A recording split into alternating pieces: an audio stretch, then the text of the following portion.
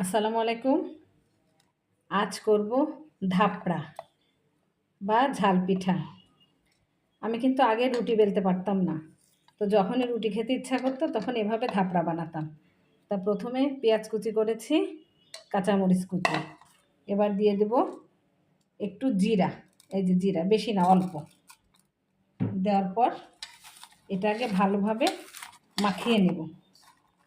এর মধ্যে পরিমাণ মতো লবণ দিব, তাহলে মাখাতে সুবিধা হবে। আর দিয়ে দিব পরিমাণ মতো হলুদ, জাস্ট একটু কালার আসার জন্য। মাখানোর পর এবার আমি ডিম ভেঙে দিব। যে যে কয়টা ডিম দিয়ে পারেন, কিন্তু আমি 2টা ডিম দিব এর মধ্যে। ডিম দিয়ে আমি এভাবে মাখিয়ে নেব।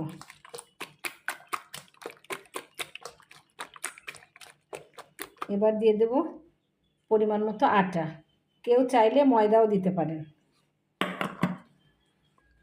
আর দিয়ে দিব পরিমাণ মতো পানি। এবার এটা একটু পাতলাভাবে আমি গুলিয়ে নেব। চুলা জাল ধরিয়ে দিয়ে এই যে প্যানে তেল গরম করতে দিয়েছি।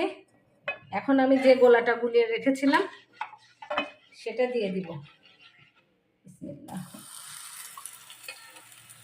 দেওয়ার পর আমি চারিদিক থেকে এভাবে ঘুরিয়ে দেব।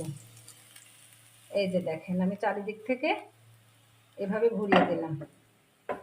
এখন আমি কিছু সময়ের জন্য একটু ঢেকে দিব। ঢাকনাটা খুলে এবার আমি ধাপড়াটা উল্টিয়ে দিব। মাশাআল্লাহ, দেখেন কত চমৎকার হয়েছে। আবার রুটির মতো ফুলছে এখানে। আর একবার উল্টিয়ে দিব। উল্টানোর পর এবার আমি ভাঁজ করে এটা সুন্দর মতো নামিয়ে নেব। এই যে দেখেন, একে একে আমি এগুলো বানিয়েছি।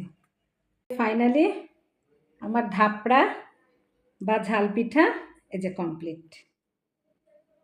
মাশাআল্লাহ, দেখেই জন্য চোখ জুড়িয়ে যাচ্ছে।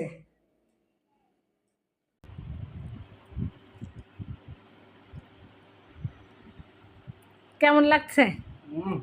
খুব টেস্টি, অনেক মজা।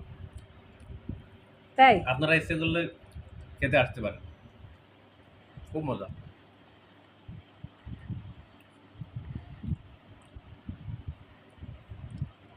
সবাই ভালো থাকবেন। আজ এ পর্যন্ত। আল্লাহ হাফেজ। আল্লাহ হাফেজ।